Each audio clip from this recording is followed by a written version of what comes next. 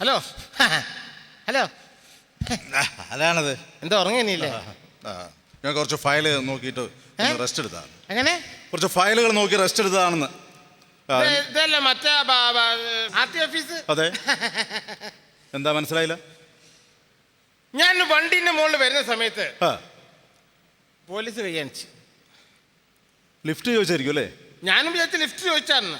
പോലീസുകാർ എന്നോട് ഇറങ്ങടാന്ന്. എന്തിന്? ഞാനതിനെ വെച്ചാൽ എന്തിനേന്ന് എന്നോട് ഇറങ്ങിന്ന് എടാന്നും കൂടെ. എന്റെ അച്ഛൻ എന്നെ ഇതുവരെ എന്നെ എടാന്ന് വിളിച്ചില്ല. ഞാൻ അങ്ങോട്ടാളെ വിളിക്കല്. ഇറങ്ങടാ എന്നോട് പറഞ്ഞു ഇടുക്ക് ഇടുക്കുന്ന്. എന്ത്? ഞാൻ ചോദിച്ചാൽ എന്താണ് എടുക്കേണ്ടതെന്ന്. പോലീസുകാരൻ പറഞ്ഞ് മറ്റേത് എടുക്കണ. മറ്റേതോ? ഞാൻ ചോദിച്ചു എന്ത് മറ്റേത്? ലൈസൻസ് എടുക്കുന്നു നിന്നോട്. എന്നിട്ടോ? അമ്മ പറയല്ലേ ചെറുപ്പത്തിൽ ലൈസൻസ് ഇല്ലാത്ത പോക്കാണ്, ലൈസൻസ് ഇല്ലാത്ത പോക്കാണ്. എനിക്കത് ചെറുപ്പത്തിലല്ലല്ലോ. അപ്പൊ ഞാൻ പറഞ്ഞു എനിക്കതില്ല, സൈഡാക്കടാന്ന്. ഞാനാരാമായ വീട്ടിൽ ഓരോ അടിക്ക് ഞാൻ അപ്പം തന്നെ സൈഡാക്കി എന്നോട് പറഞ്ഞത് കൊടുക്കണ സ്ഥലമുണ്ട്. കോഴിക്കോട് അങ്ങാടി ചെന്ന് കഴിഞ്ഞാൽ ഒരു ഇതിന് ഈ കട ഈ പീഠന്റെ പേരെന്തായിരുന്നു? പീടിയല്ല, ആർടി ഓഫീസ്. അവിടെ സാധനം പോയാൽ അവിടെ സാധനം കിട്ടും. ഇതന്നെയല്ല സ്ഥലം. അവിടെ ആർടി ഓഫീസ് ലൈസൻസ് കൊടുക്കുന്ന സ്ഥലമാണ്. അതെ അതെ അതെ അതെ അതെ. ഒരു 3-4 ലൈസൻസ് തീരെ സമയമില്ല. പോലീസ് പിടിച്ചിരിക്കണം. വേറെ 3-4 തരും സമയമില്ല. ലൈസൻസ് ലൈസൻസ് എന്താണ്ട് റേഷൻ ഏരിയ ഇങ്ങനെ വാരി കൊടുക്കാൻ എന്താണ്? ഇവിടെ ഇതിന് കുറച്ച് റൂൾസ് ആൻഡ് റെഗുലേഷൻസ് ഉണ്ട്. ഇതിന് റൂൾസ് ആൻഡ് റെഗുലേഷൻസ് ഇതുണ്ട്. അതായത് തന്റെ വണ്ടി 2 ചക്ര 3 ചക്ര 4 ചക്ര 5 ചക്ര മനസ്സിലായില്ല. അതായത് കാറാണോ ബസ്സാണോ ലോറിയാണോ സ്കൂട്ടറാണോ? എന്റെ വണ്ടി വെസ്പി. വെസ്പാന്ന് കേട്ടിട്ടുണ്ട്. വെസ്പി ആയിരുന്നു. ഞാൻ കള്ളുടിച്ച് വണ്ടി ഓടിക്കുന്ന സമയത്ത് ഒരു മരത്തിനിടിച്ച ഫ്രണ്ട് ചളിങ്ങിപ്പോയി. ഞാൻ തന്നെ പേര് മാറ്റി വെസ്പി ആക്കി മാറ്റിയത്. അങ്ങനെ വെസ്പി ആയതാണല്ലേ? അപ്പൊ കുറച്ച് ക്വസ്റ്റ്യൻസ് ചോദിക്കാം. താങ്കൾ ഈ സ്കൂട്ടറിൽ വെസ്പിയിൽ പോയിക്കൊണ്ടിരിക്കുക. ഒരു ടൗണിൽ കൂടെ യാത്ര ചെയ്തുകൊണ്ടിരിക്കുമ്പോൾ തന്റെ തൊട്ട ബാക്കിൽ ഒരു വേറെ സ്കൂട്ടറുകാരൻ ഓവർടേക്ക് ചെയ്യാൻ വേണ്ടി ശ്രമിക്കുന്നു. അപ്പോൾ താങ്കൾ ഇങ്ങനെ ഒരു സിഗ്നൽ കാണിച്ചു. എന്താണ് ആ സിഗ്നൽ? തന്റെ ഓപ്പോസിറ്റ് ഒരു വേറെ വണ്ടിക്കാരൻ. അപ്പൊ അവനോട് നീ ഇങ്ങനെ ഒരു സിഗ്നൽ കാണിച്ചു. തനിക്ക് ലെഫ്റ്റിലേക്ക് കട്ട് ചെയ്യണം. അവനോട് ഇങ്ങനെ ഒരു സിഗ്നൽ കാണിച്ചു. തരാനുള്ള 5 രൂപ മേടിച്ച് 5 രൂപ തരാം. അപ്പൊ ഇതോ? ഇന്നില്ലെങ്കിൽ പിന്നെ തന്നാലും മതി.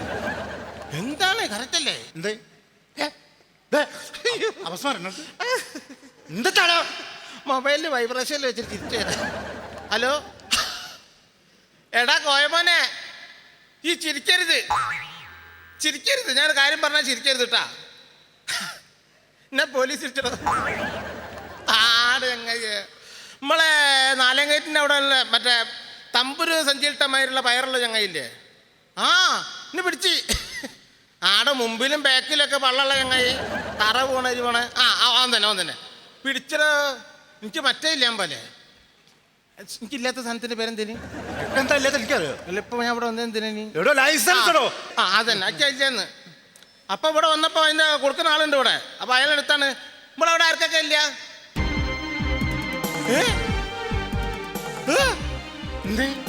അവിടെ ആർക്കും ഇല്ലാൻ പോലെ സാധനം.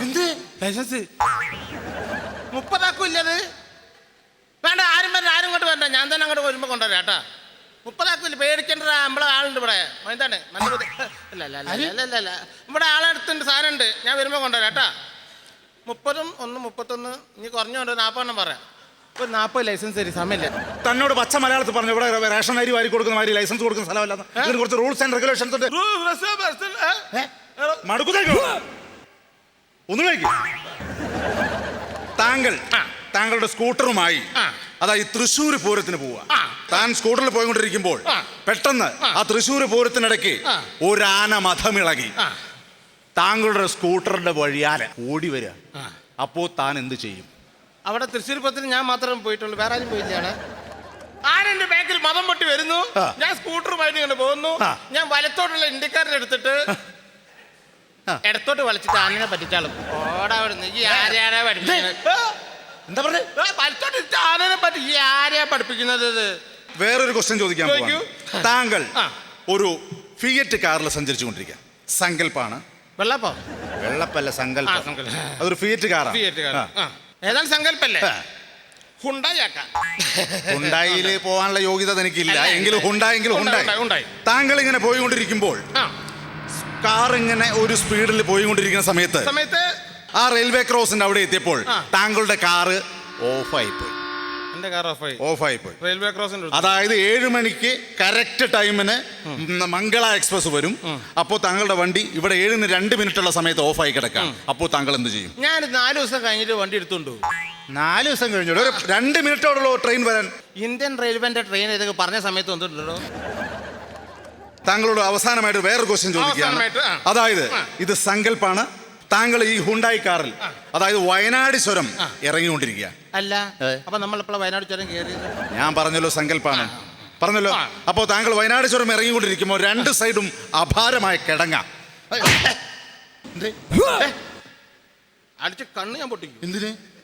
വയനാട് ചുരത്തിന് ഒരു സൈഡിൽ കിടങ്ങുള്ളൂ. ഞാൻ കണ്ടിട്ട് കളവ് പറഞ്ഞു. ഞാൻ പറഞ്ഞല്ലോ സങ്കല്പ 2 സൈഡും കിടങ്ങുണ്ടാവും. 2 സൈഡും കിടങ്ങാണ്. താങ്കൾ ഇങ്ങനെ കാറായിട്ട് താങ്കളുടെ ഹുണ്ടായി കാറായിട്ട് ഇങ്ങനെ വരികയാണ്. ഒരു 100-110 സ്പീഡില്. 60 സ്പീഡ് പോയി. 60 അല്ല 100-110 കുറയില്ല. 65 സ്പീഡ് പോവാ. 65 110 സ്പീഡിൽ നിങ്ങൾ 110 സ്പീഡിൽ താങ്കൾ കുതിച്ചിങ്ങനെ വരികയാണ്. 2 സൈഡും കിടങ്ങാണ്.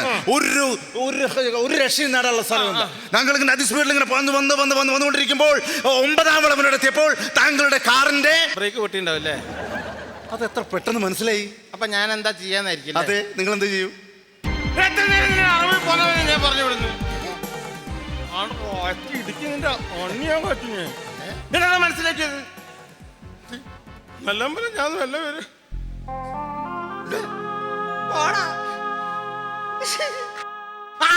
ഞാൻ എന്ത് ചെയ്യുന്നു? അതെ, എന്ത് ചെയ്യും? ഈ 9ാം വളവിലെത്തിയപ്പോൾ താങ്കളുടെ കാറിന്റെ ബ്രേക്ക് നല്ലതുപോലെ 65 വരെയല്ലേ? 9ാം വളവിലെത്തിയപ്പോൾ താങ്കളുടെ കാറിന്റെ ബ്രേക്ക് പോയി. 2 സൈഡും കിടങ്ങാണ്. താങ്കൾ എന്ത് ചെയ്യും? കിട്ടി. എന്ത്? ഞാനിങ്ങനെ വയനാട് ചുരം ഇറങ്ങിക്കൊണ്ടുവരുന്ന സമയത്ത് 2 സൈഡിലും കൊക്ക സ്പീഡിൽ വരുന്നു. 100-110-120 സ്പീഡിൽ വരുന്നു. പെട്ടെന്ന് കാറിന്റെ ബ്രേക്ക് പോയി.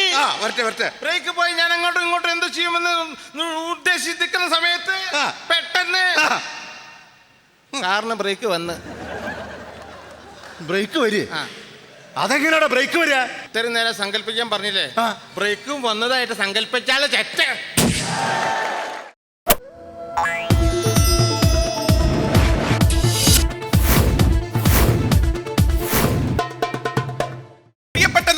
സുഹൃത്തുക്കളെ, ഈ മന്ത്രിസഭയുടെ 3ാം വാർഷികം ആഘോഷിക്കുന്ന ഈ സാഹചര്യത്തിൽ ഇവിടെ നടക്കാൻ പോകുന്ന അഭ്യാസങ്ങൾ അല്ലെങ്കിൽ ആഘോഷങ്ങൾ എന്തൊക്കെയാണെന്ന് നിങ്ങൾക്ക് അറിയോ?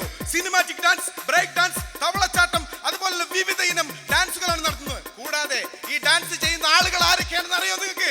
ഇവിടുത്തെ പ്രഗത്ഭരും പ്രശസ്തരുമായ രാഷ്ട്രീയക്കാരാണ് പ്രിയമുള്ളവരെ.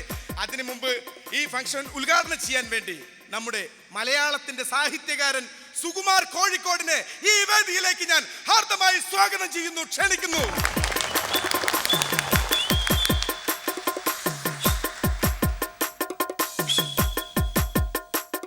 സ്വന്തമായിട്ട് പ്രോത്സാഹിപ്പിക്കുന്നത് എപ്പോഴും നല്ലതാണെന്നാണ് കവികൾ പറഞ്ഞിട്ടുള്ളത്. അതുകൊണ്ടാണ് സാറ് വിസിലടിച്ചല്ലേ? അതെ, വളരെ ലളിതമായിട്ട് സംസാരിക്കുക എന്നുള്ളത് എൻ്റെ ഒരു വീക്ക്നെസ് ആയതുകൊണ്ട് വളരെ ലളിതമായി തന്നെ തുടങ്ങാം. അവിസ്മരണ സിദ്ധാന്തങ്ങളെ ഊർക്കളങ്ങളുടെ വിസ്ഫോടനങ്ങളിലേക്ക് വലിച്ചിഴയ്ക്കുന്ന ജ്ഞാനികമായ അവസ്ഥയുടെ നിർവികാര്യമായ അവിസ്ഫോടനങ്ങളെ വിസ്തൂരീകരിച്ച് അവിസ്ഫൂരമായ ഗിടാധികമായ ഗുണാദങ്ങളെ എന്നാ വളരെ ലളിതമാക്കി ഒന്നും കൂടെ പറഞ്ഞു തരാം നിങ്ങൾക്ക് മനസ്സിലായില്ലെങ്കിൽ. അതായത് കേരള രാഷ്ട്രീയത്തിന്റെ അത് മനസ്സിലായോ? അത് മനസ്സിലായി. കേരള രാഷ്ട്രീയത്തിന്റെ അവിസ്ഫോടനങ്ങളെ വിടൂകരിച്ച് ന്യൂനീകരിക്കുന്ന വിസ്ഫോടനത്തിന്റെ ബാഷ്പീകമായ ആസ്ഫോടനങ്ങളെ പുഷ്ടീകരിക്കുകയില്ലേ കിത്നാദികമായി ചെയ്യുന്നത്? എന്ത് ചെയ്യുന്നത്? കിത്നാദികമായിട്ട് ചെയ്യുന്നത്. കിത്നാദികം അതല്ലേ ലളിതമായിട്ട് പറഞ്ഞു? വളരെ ഇനിയും ലളിതമാക്കണം. ഒന്നുകൂടെ ലളിതമാക്കും. കേരള രാഷ്ട്രീയത്തിന്റെ ഗോത്രവർഗങ്ങളെ ഗുഡീകരിച്ച് അതിലുള്ള ബാഷ്പീകങ്ങളെ ആവിർഭവിച്ച് ഗുഡാധികമായ കൃഷ്ണാമല്ലേ കഷ്ടിക്കുന്നത്? കഷ്ടിക്കണം. അതെ, കഷ്ടിക്കണം. അതെ. അപ്പൊ അതിന് ഭക്ഷണം കഴിക്കണം. ഭക്ഷണം കഴിക്കണം. അവിടെ റെഡിയാണ്. ഉദ്ഘാടനം ചെയ്തതായിട്ട് ചെയ്തു. അവിടെ ഭക്ഷണം റെഡിയാണ്. കഴിഞ്ഞു. കഷ്ടിക്കാനുള്ള ഭക്ഷണം റെഡിയാണ്. അപ്പൊ പ്രസംഗം ഇനി വേണ്ട. പോയി തന്നെ ഭക്ഷണം റെഡിയാണ്. ഞാൻ അങ്ങോട്ട് റെഡിയാണ്. അവിടെ ഭക്ഷണം റെഡിയാണ്. റെഡിയാണ്. വിരലിങ്ങനെ വെച്ചാ എനിക്ക് അപ്പം പ്രസംഗിക്കണം എനിക്ക്. അപ്പൊ ഭക്ഷണം വേണ്ടല്ലോ. ഭക്ഷണവും അപ്പൊ ഭക്ഷണം റെഡിയാണ്. ഭക്ഷണത്തിന് വിരൽ ഇങ്ങനെയാണല്ലോ. അതെ, അപ്പൊ എന്തിനാ വിരൽ ഇങ്ങനെ വെക്കുന്നത്? പ്രസംഗിക്കാൻ ഇങ്ങനെ, ഭക്ഷണത്തിന് ഇങ്ങനെ. ഇങ്ങനെയല്ലേ? അപ്പൊ ഭക്ഷണം റെഡിയാണ്, ഇതിന് റെഡിയാണ് അവിടെ. Okay okay. പ്രിയമുള്ള സുഹൃത്തുക്കളെ, ഇതാരവനെ കയറ്റിവിട്ട് എടോ, താൻ എവിടെ പോയി കിടക്കണോ? അല്ല, ഞാൻ തൊട്ടപ്പുറത്തുണ്ടാവും. ദയവ് ചെയ്ത് എന്നെ ഈ പണിക്ക് പറ്റില്ല. ഇത് ഭക്ഷണം കഴിക്കാൻ കാഷ്ടിക്കുക, ഭക്ഷണം കഴിക്കണ ഇങ്ങനത്തെ ആക്ഷൻ, ഇതൊന്നും എനിക്ക് സഹിക്കാൻ പറ്റില്ല. എന്റെ പൊന്നു മോനെ, ബാക്കിയുള്ള കാര്യങ്ങൾ നീ തന്നെ ചെയ്താൽ മതി. ഞാൻ തന്നെ ചെയ്യണം. ഞാൻ പോവാണ്, എന്നെ കൊണ്ട് പറ്റില്ല. ഞാൻ പറയണേ കേക്ക്. ഞാൻ തന്നെ ചെയ്തോ. ഈശ്വര, എന്ത് കാര്യം വന്നാലും അവസാനം എന്നെ തലേ തന്നെ വീഴും, ഇടുത്തി വീഴുന്ന പോലെ. പ്രിയപ്പെട്ടവരെ, സുഹൃത്തുക്കളെ, ഇവിടെ നടക്കാൻ പോകുന്നത് പ്രശസ്തരും പ്രഗത്ഭരും പങ്കെടുക്കുന്ന ഡാൻസ് മത്സരമാണ്. ആ ഡാൻസ് മത്സരത്തിന്റെ സംഘാടകനും അതുപോലെ തന്നെ ഇതിന്റെ ജഡ്ജും ഞാൻ തന്നെയാണ്. ജഡ്ജിന്റെ തീരുമാനം അന്തിമമായിരിക്കും, ആരും ചോദ്യം ചെയ്യാൻ വരരുത്. നമുക്ക് മത്സരം ആരംഭിക്കാം.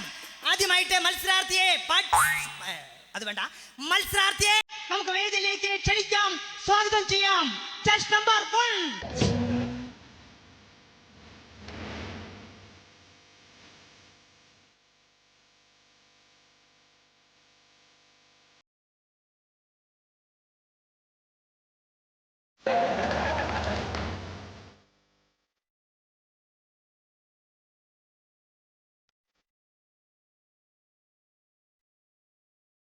വളരെയധികം നന്നായിട്ടുണ്ട്. വളരെ നല്ല പെർഫോമൻസ് ആണ് സാർ കാഴ്ചവെച്ചിരിക്കുന്നത്. വളരെ മനോഹരമായിട്ടുണ്ട്, വളരെ ഗംഭീരമായിട്ടുണ്ട്.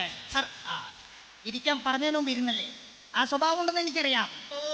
ഞാൻ പറഞ്ഞു വരുന്നത്, അല്ല സാർ,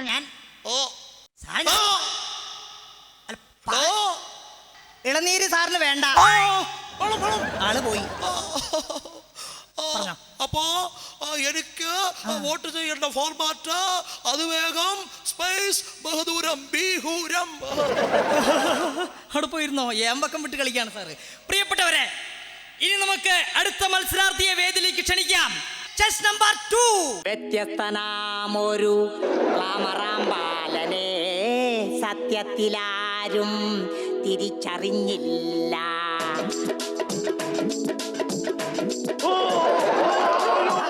വ്യത്യസ്തനാമൊരു ക്ലാമറാമ്പാലനെ സത്യത്തിലാരും തിരിച്ചറിഞ്ഞില്ല. തലപ്പത്തി പാരയാമ്പാലൻ, ഡൂപ്പ് കളിക്കുന്നോരുടെ തലവനമ്പാലൻ, വെറുമൊരു ബാലനൽ ഇവനൊരു കാലൻ. ബാലൻ ഒരു കാലൻ, കുടിമുറിശീലം അതിലോലം വേലം തോഴൻ വ്യത്യസ്തനാമൊരു ക്ലാമറാം ബാലനെ മൊത്തത്തിൽ തിരിച്ചറിഞ്ഞില്ല. സാറേ, വളരെ നന്നായിട്ടുണ്ട്, വളരെ ഗംഭീരമായിട്ടുണ്ട്.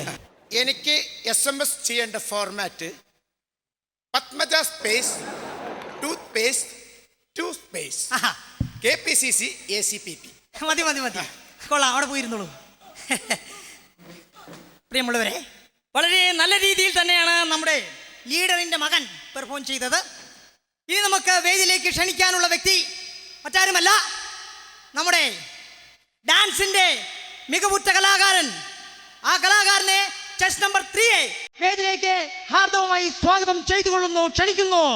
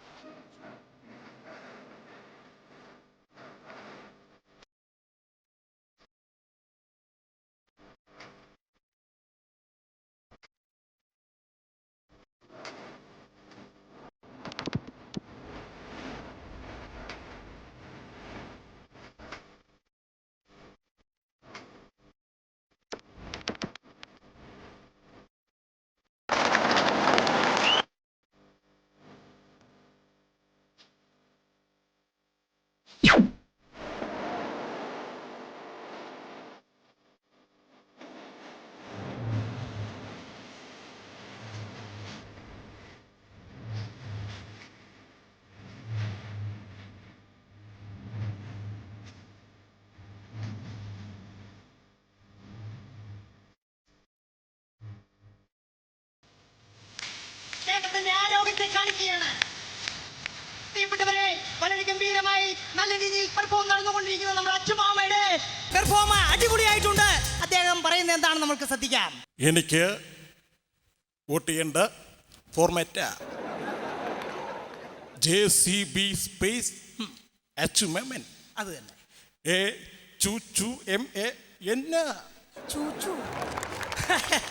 എങ്കിലും വളരെ നല്ല രീതിയിൽ 3 പേരും പെർഫോം ചെയ്തിട്ടുണ്ട്.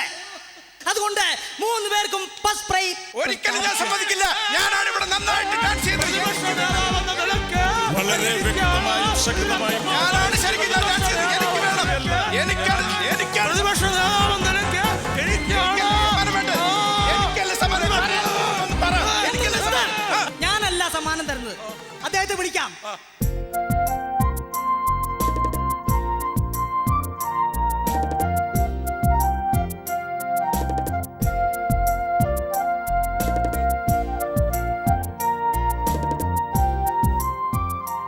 മാവേലി നാട് വാണിടും കാലം മനുഷ്യരെല്ലാരും ഒന്നുപോലെ ആമോദത്തോടെ വസിക്കും കാലം ആപത്തൊന്നും ആർക്കും ഒട്ടും ശരി ശരി ശരി, 1 ആയാലും ശരി 10 ആയാലും ശരി, സമ്മാനം എന്ത്?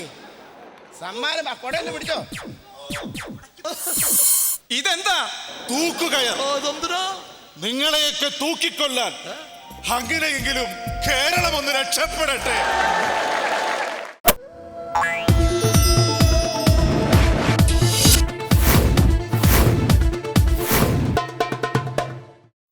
അവിടെ നിന്ന് ആ ട്രോളെ അങ്ങോട്ട് മാറ്റി നിൽക്കും. അത് അവിടെ തന്നെ അവിടെ തന്നെ. ആ കുറച്ചും കൂടെ ആ ലൈറ്റ്സ് ഒന്ന് പൊന്തിച്ച്. Okay, camera running running running action. എന്ത് കോപ്പാ താനീ കാണിച്ചത്? സാറിനോടല്ല കട്ട് പറഞ്ഞത്.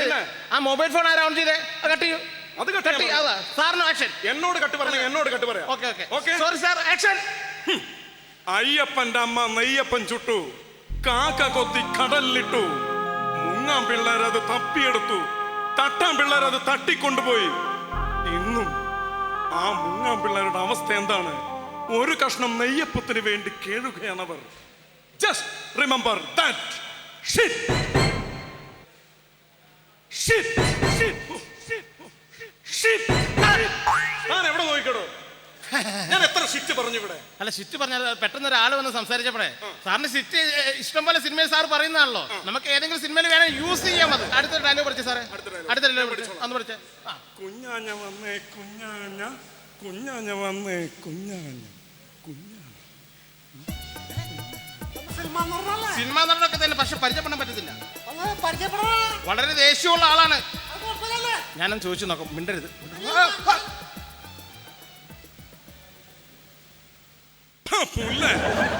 എന്നെ ഈ ചിരി ഉണ്ടല്ലോ, അധികാരം ഇങ്ങനെ കൈക്കുമ്പിളിലിട്ട് അമ്മാനമാടുന്ന ഉപജാപകന്റെ ചിരി. ഇനി നമ്മൾ തമ്മിൽ കണ്ടുമുട്ടുമ്പോൾ ഈ ഡയലോഗ് ഒന്നും ഞാൻ എഴുതി തന്നിട്ടില്ലല്ലോ.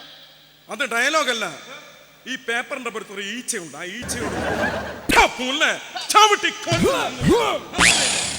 ഇതാരാടോ ഈ പേപ്പറിൽ ഈ ശർക്കര കൊണ്ടുവച്ച് ഈച്ച പറഞ്ഞുണ്ടല്ലേ? അത് ശർക്കര കൊണ്ടുവച്ചിട്ട് ഈച്ച വാറുന്നതല്ലത്. പിന്നെ സാർ പുല്ല പറഞ്ഞ് തുപ്പലം തെറിച്ചിട്ട് ആ തുപ്പലം തിന്നാൻ വേണ്ടി ഈച്ച വരുന്നതാ. അതാണോ? അതാണ്. എന്നാ അത് തുടച്ചേക്ക്. അടുത്ത ഡയലോഗ് പിടിച്ചു. ഓക്കെ സാറേ, വേറൊരു കാര്യമുണ്ട്. ഒരു പാവപ്പെട്ട ഒരു വൃദ്ധൻ സാറിനൊന്ന് പരിചയപ്പെടണമെന്ന് പറയുന്നു. പാവപ്പെട്ട വൃദ്ധൻ? അതെ, എനിക്ക് ഇഷ്ടമാണ്. ആണോ? പറഞ്ഞു വിട്ടോളൂ. സലാണ്ട് ഞാൻ പരിചയപ്പെടാൻ വേണ്ടി വന്നാ. ആണല്ലേ? കുറച്ച് ദിവസമായിട്ട് ഇവിടെ ഈ ചന്തയിലെ വേളം പോലെ കേട്ടു. അപ്പൊ ഞാൻ ചോദിച്ചത് എന്നാന്ന് വെച്ചപ്പോ ഷൂട്ടിംഗ് ആന്ന് പറഞ്ഞു. ഇത് ഷൂട്ടിംഗ് ആണ്. ആ, മനസ്സിലായി. ലൊക്കേഷൻ. ആ, എനിക്ക് മനസ്സിലായി. പിന്നെ വീട്ടിലെ പിള്ളേർക്ക് വലിയ കാര്യാട്ടാ സാറിനെ. ആണല്ലേ? എപ്പോഴും കാണാറുണ്ടല്ലോ. അടിപൊളി അവനെയാട്ടാ. മമ്മൂട്ടിയല്ലേ? മമ്മൂട്ടി അല്ലടോ താൻ. പിന്നെ തനിക്ക് മനസ്സിലായില്ല എന്നെ? ആ, മോഹൻലാല്. അതല്ല, ആ, കാണിച്ചു തരാം കേട്ടോ. ഓ, സുധീഷ് ഗോപി. ഈ സാധനം കാണാതെ മനസ്സിലായില്ലേ? മറ്റേ പുല്ലുപ്പ പറയാറില്ലേ? പുല്ലും വൈക്കോലും ഇല്ലേ ഇപ്പൊ കയ്യില്? പുല്ലൊക്കെ ഉണ്ട്, പുല്ലുണ്ട്. വൈക്കോലില്ല. വൈക്കോലില്ല അല്ലേ? ആ, വൈക്കോലിന്റെ കാര്യമില്ലല്ലോ. പിന്നെ സാറേ കാണാറുണ്ടാ, വീട്ടിലെ പിള്ളേർക്ക് വലിയ കാര്യാ. സാറിന് പറഞ്ഞാ ജീവനാ. വിവരമില്ലാത്ത പിള്ളേരാണ്. അല്ല സാറിന് എനിക്ക് മറക്കാൻ പറ്റില്ല കേട്ടോ. ഞങ്ങളുടെ നാട്ടുകാർക്ക് ഏത് സിനിമ എന്ന് പറഞ്ഞാൽ മറന്നാലും ഈ സുരേഷ് ഗോപിനെ ഒറ്റ മനുഷ്യനെ ഞങ്ങളുടെ നാട്ടുകാർ മറക്കൂല. അങ്ങനെയുള്ള സിനിമകളല്ലേ എന്റെ സിനിമകൾ, അതാണത്. 10,000 പറഞ്ഞിട്ട് കാര്യമില്ല, ഞാൻ പിന്നെ പറയാം. സാറിന് അത്ര വലിയ കാര്യ സാറേ.